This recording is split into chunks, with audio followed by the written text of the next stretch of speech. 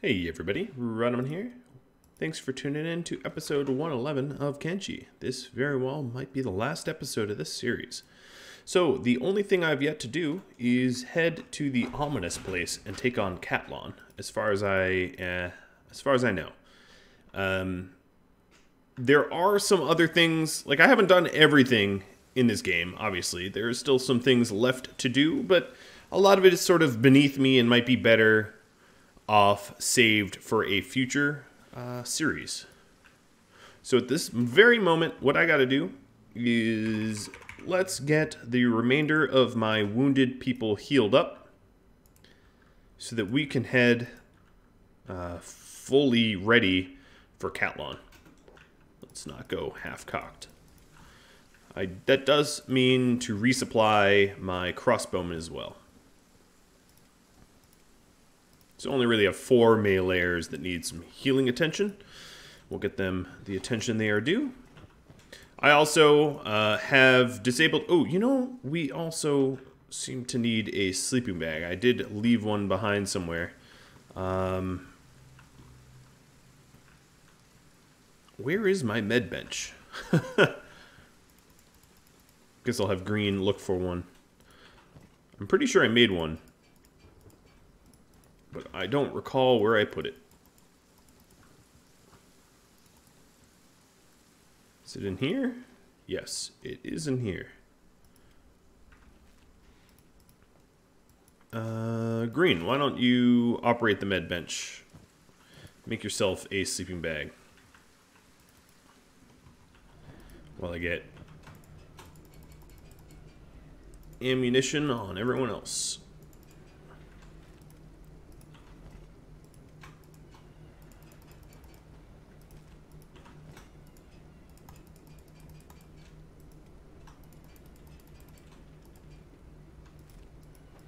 And for once, I think we'll be able to fill up everyone's inventory full of ammo. I'm pretty damn certain of it, in fact. So we have a lot of ammo. So that means, Bard, you can no longer have to repeat Q. I know, strange, right? Oh, Green, go back to what you were doing. I'm sorry, didn't mean to stop you there. So it looks like when Rhadamant is healed, we are set to go. He's the bottleneck of this situation.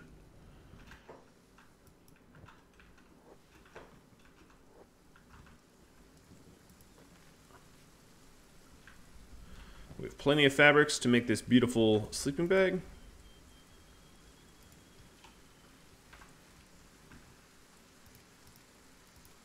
I've got helmets galore, checking on everyone else. We've got medical supplies and food, plenty of food, too much food. We also have some spoils. I forgot about that. Might as well put those away.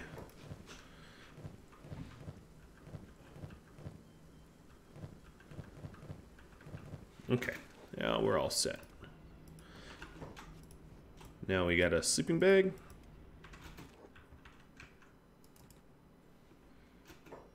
And we were waiting on Rhadamant, but he will heal up in time when we get to where we're headed. There's plenty of time to heal on the path. So, mods. I did disable my weather effects mod. Now, the reason I originally had it is when I was living in the Fog Island. The fog was sort of debilitating, where it would sweep in and I wouldn't. There was basically zero visibility, and I was worried that zero visibility would be very boring to play in because you'd have no idea what was going on. So I disabled it. Little did I know what that did was disable a lot of the deadly gas that normally would occur in the Ashlands. So I have disabled that mod. And I also disabled the mod that is Let's Talk, which allows for conversations to occur more than once, unique conversations to occur more than once. So my people on the road will have a lot less conversation, but it will also stop Agnew and Beep from having that one conversation that causes them to run off together and to be, to be sort of disobedient, I guess. I don't know a better word for it. And I did have some questions in the form of comments. One was, could I ever really ally with the Holy Nation again? I am actually sort of not sure about that one. So what I could do is seek an answer with... Well, you know what? I left without actually equipping my blackened chainmail. Oh well. Shrike, I guess that means that that's the last blackened chainmail you'll have to make, as I'm really not taking advantage of manufacturing it. What I will do is... Molly, I'm going to use you. Why you? I don't know. You're going to go into this storage and dump off all your chainmail, and then I'm going to have you run a little errand for me. Because I am curious about pacifying.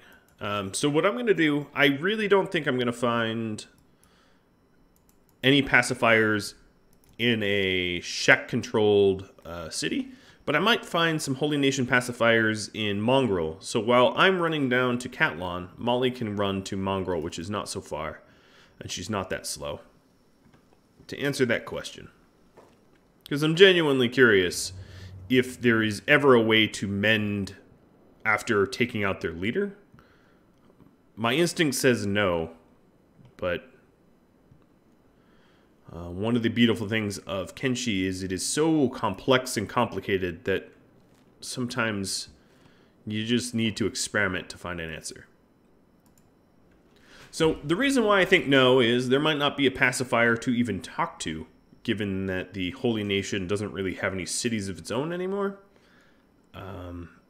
All of its bases, like this base, is probably fog controlled, as is the mines. Like there just really isn't a place for there to be a Holy Nation pacifier. But that doesn't stop me from checking, given that there's really nothing more productive for my people to do. Alright, so let's plan on...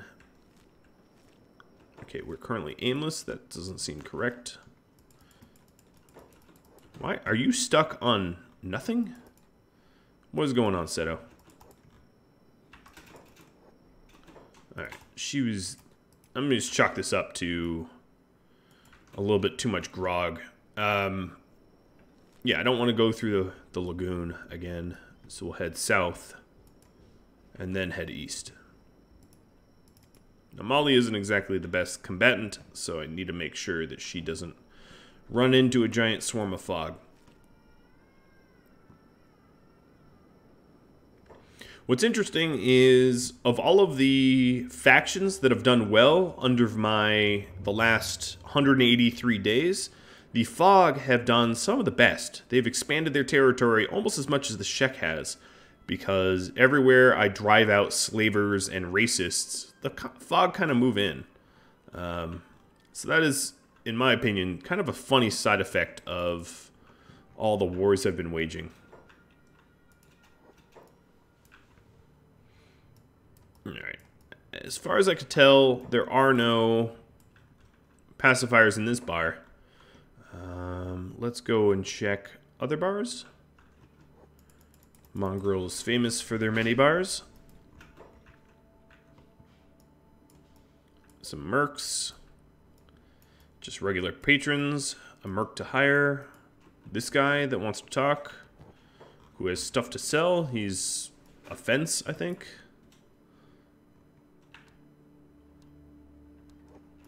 Someone that refuses to leave the death yards. That's on you. Another merc. What did this first merc want if the second one is the captain? Oh, they won't talk to me anymore anyway. Alright, yeah, I'm not seeing any pacifiers. Now I know checking one city is not the same as checking all cities.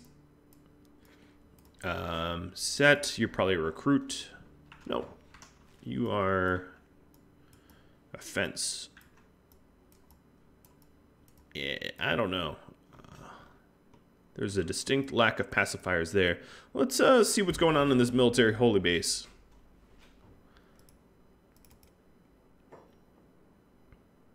Oh, nice. I wanted to avoid the lagoons. Thank you, Seto, for doing just the very opposite and walking us pointlessly 100% into the lagoon.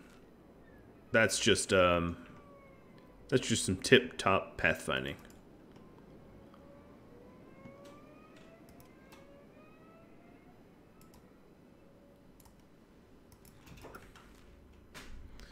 What's funny is I feel like I've purposely pathed them very, very far out of the way so that that would not happen. But, you know. You can't fix stupid sometimes.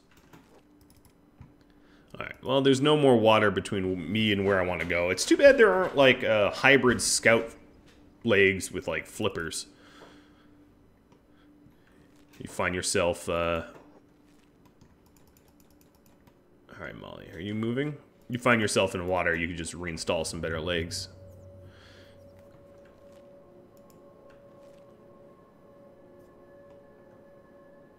So much like how a role-playing game might have credits, sort of summing up what you've done in your life. Alright, so these guys are 100 Guardian. This is Shek owned. It's weird that it's not green. Oh, it is now. I just had to get a little closer.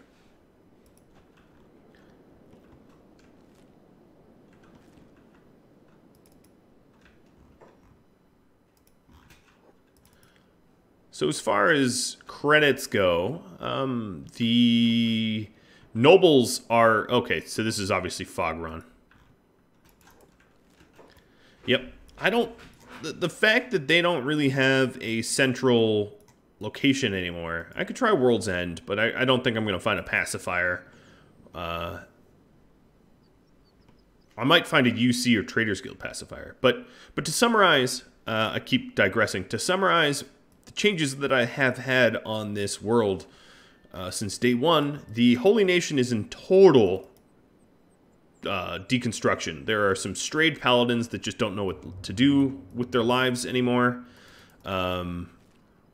And then there are, you know, a few caravans, trading caravans that apparently haven't gotten the memo that their leadership is in total disarray.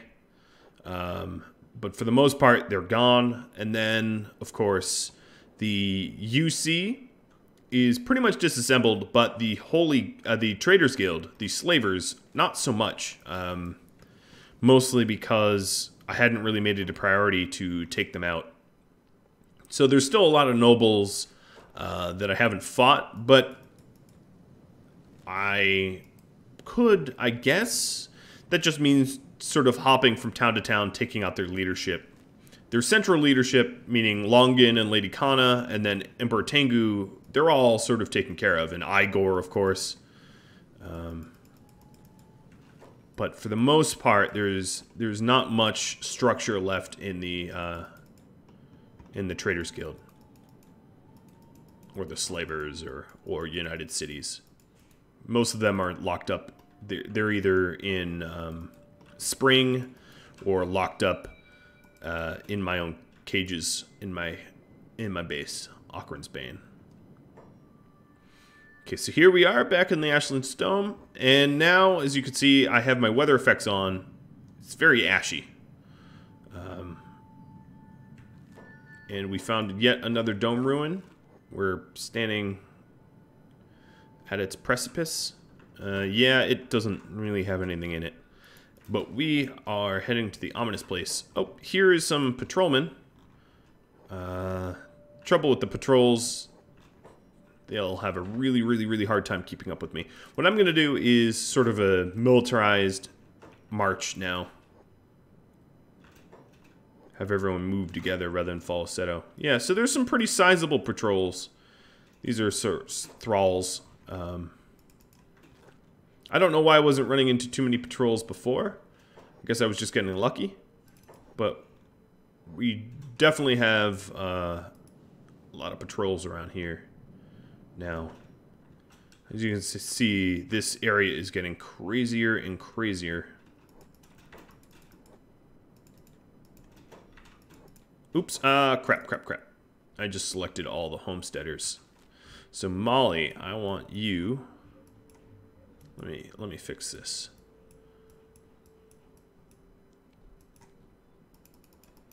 Molly to Home's End, or World's End.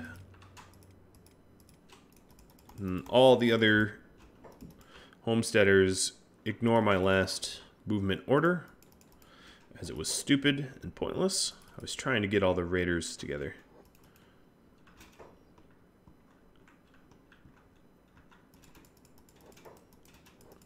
Alright, head on over here. I still don't know why I haven't been gassed. Oh, we're heading through this. Okay, run on through it.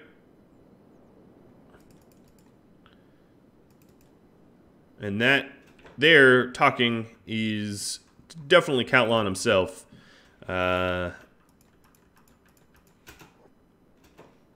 Sort of exiled to the ends of the world. So if I zoom in, you can see him. Mad CatLon, the Second Empire exile. Oh, and he de-rendered because I'm no longer in that building. So if you're curious about CatLon, he was the leader of the Second Empire exile faction. And here he goes attacking me when he screams "Re." That's his call to attack. He's probably the single toughest NPC in the game, I guess. But, you know, that's a sort of hard definitive to nail down, given that you also have things like Leviathans. I think if a Leviathan went toe-to-toe with him, that'd be a little different. All right, everyone's set to hold. Let's get one volley in going on before we unleash our meleeers. No, apparently we are just going to unleash the meleeers. I am, in fact, okay with this. Oh, I didn't mean to grab Hamet. Why are you so glued to my crossbowman? Can we not do that? So he is, as you can see, he damn near cut off Beep's arm in one swing. Very tough. But there are as many of me and only one of him. So I'm hoping for no dead people. Oh, yep, and down he goes. That's mostly due to the effectiveness of Eagle's crosses. So he had a AI core on him. He, of course, has... oh, actually, he doesn't even have Masterwork. He has a Meito Falling Sun and his CPU. And that's sort of the last big fight in the whole game. And he's dead. He's very dead. I will poke around his ominous place. His exile. I think it's just going to have some more cores. You know, the standard fare. Nothing all that interesting. Rhadamant. It is full of trash, though. I guess I need to sit on the throne for just a moment. I haven't checked on Molly in a while, but...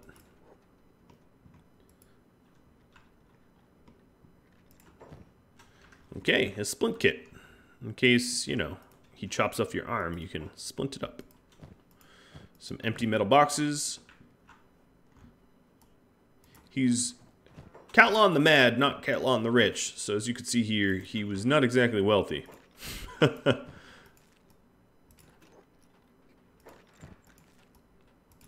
He's been sitting here going mad for God knows how many years, and definitely not a hoarder.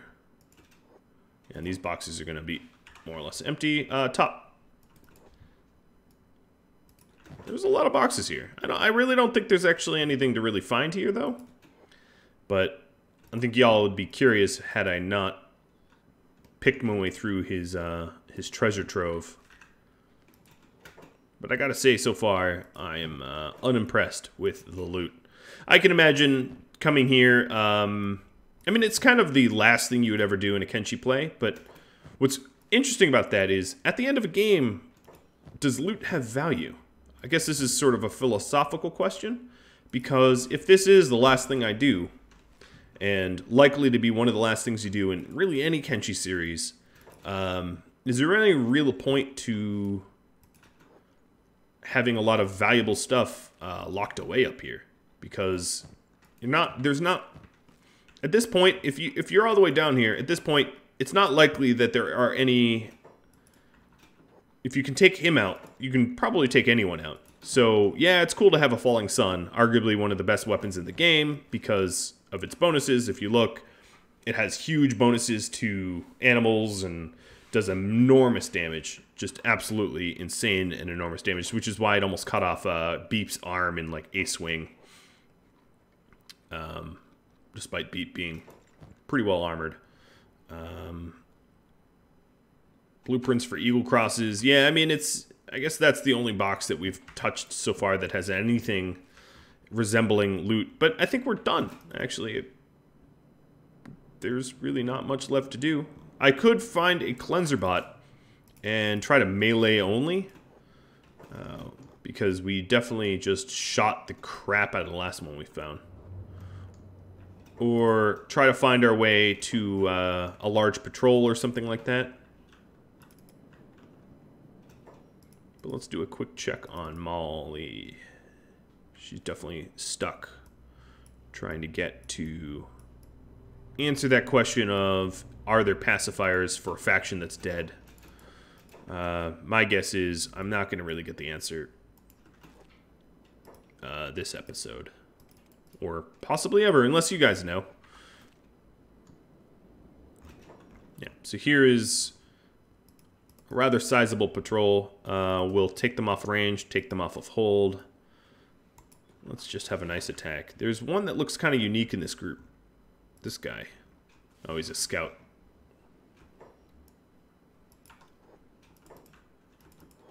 Come on. What's weird is I haven't been gassed yet. Hello.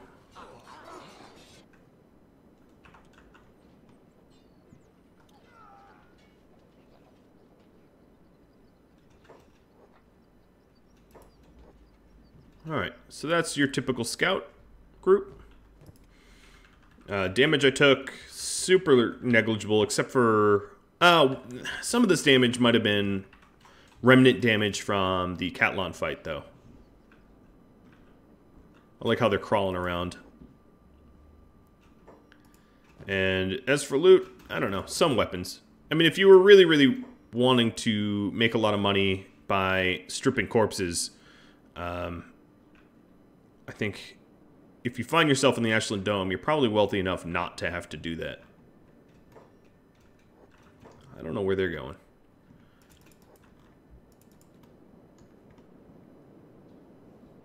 What's very odd is, even without the mods installed, I'm totally not seeing... bunch of iron spiders. I'm totally not seeing any gas clouds. Let me check mods. Yeah, I don't have anything that should stop the gas clouds, but I've just not been gassed. Which is, I gotta say, kind of interesting. I made all these masks. And yet they don't have purpose.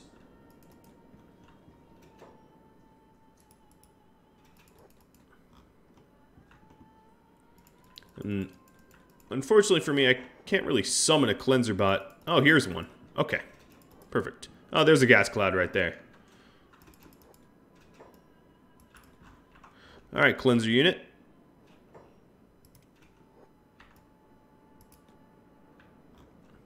There's some sort of pathing error here. Hello.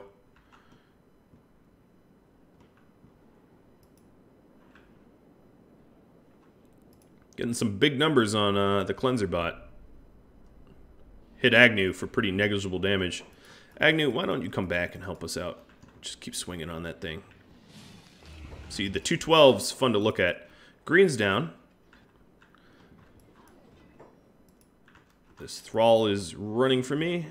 I'm kind of interested. Oh, no. Kang turned around.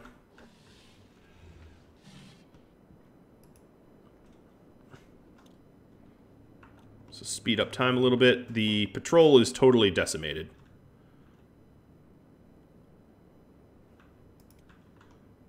Even Rhadamant having going toe-to-toe with this cleanser bot for kind of the full duration of the fight. Yeah, he hasn't necessarily had aggro, but he's not even really getting damaged. Some people like Beep are. Like Beep's about to lose his arm, but that's mostly damage that's held over from the CatLon fight.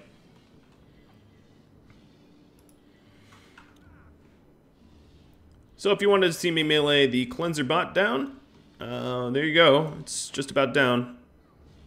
A few more swings and it's out. Come on. And this is obviously no melee. I had melee turned completely off for my entire crew. So that is the melee only cleanser bot. Yeah, I don't even know that. Okay, drop that AI core. I don't even know why I'm looting AI cores, honestly. Just sort of like, so I can say, yeah, I did it. Bunch of CPU units on them too. Let's go and hold. So yeah, we didn't come around unscathed. We took pretty decent damage, and then of course there's Stubbs here who's like still out like a light. Where is Rhadamant? Oh, Rhadamant ran off. Yo, could you pick him up? There we go. Yeah, Stubbs got kind of wrecked there. And then I guess the last recap is, before I end this, what are my stats at? So, I'll go slowly. Rhadamant using katanas most of the time only really got up to 57. But that's kind of roughly the same amount that everyone else did. This is partially because I leaned really heavily into crossbows to do a lot of my damage for me. So, most of my guys are upper 50s, lower 60s for combat and weapons. Sadniel, lower strength, but likewise was using sabers, 50s, 60s. Burn Sindel with sabers. He had polearms for a while as well. And 60 for both. Agnew, obviously a lot more strength than everyone else. She started with 50. We got that up to 81. I didn't want to bore all of you that much with a very long regiment of training. Now, in future playthroughs, if I limit my main squad to, let's say, 5 and no crossbows or something like that, then yeah, I would have to do a lot more training and it might be more rigorous. Here's Kang using sabers once again, and we've have him in the upper 50s, low 60s. Same deal with Ruka using polearms. I think she's actually, oh no, she's still polearms. I take that back. Ron using a hacker weapon. Same deal. And again, yeah, pretty much everyone, every pawn, there was no real standout. Some are a little bit stronger, like Agnew. But there's really no standout in this group. Everyone kind of pulls their own weight. Seto's one of the stronger ones. She's got lower stats, though, because she was recruited a little bit later. Rain. Hamet. Must be using sabers, yes. Griffin. A little bit stronger. I wasn't sure I was going to make him a robot, but then I ended up doing it anyway. Infinite Wing Wang. Beep. I can't say that he was really ever the strongest warrior, but he was really good. As far as run speed goes, no one really could outrun him. Then we have... Ooh, green is real slow. Why are you slow? Because you are encumbered. You're very encumbered. Okay. I didn't realize. I think he's really encumbered because he's hurt, too. A lot of this is due to injury, I think. But whatever. And then these guys, for stats, green, as you can see, crossbows are the only real applicable, and precision shooting, and they're all really high. Then one last thing, if I move into a dust cloud, you can see what happens without the proper armor.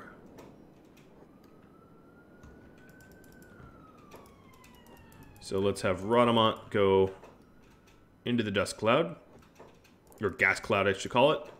And as you can see, the choking, the chest choking damage is really fast.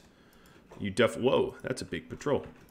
You definitely would not want to be unmasked for something like that. That would be pretty deadly. Wow, there are patrols a dozen here.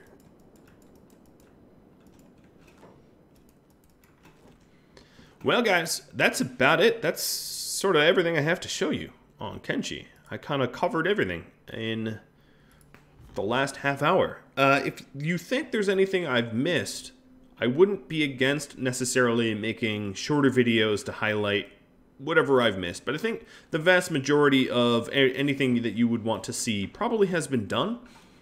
If you have ideas for future series, you know, things that you think I could highlight or do, challenges, something to restrict, drop me a line. If you've seen, you know, other challenges and the like, and you thought they were interesting, I'm always up for additional challenges. Having played this Kenshi series through and through, I definitely became a better player of it because, you know, I had previously never really gone to war with a faction or gone into the Ashland's area, so most of this is kind of new to me as well. I did have a lot of coaching, so I want to give a big thanks to all of the coaches that I had, like, oh boy, like Ron and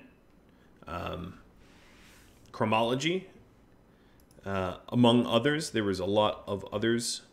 But without Ron's guidance in this series, I would have been quite lost, and I would have wandered quite a bit more, I think. So thank you to everyone that contributed for sure. If you have any questions about any of the content or anything of that nature, drop me a line. Even if you're seeing this video months later, I'm happy to answer, and I do hope that you tune in for future series if this one is not to continue. Thank you all very much for watching. Adios.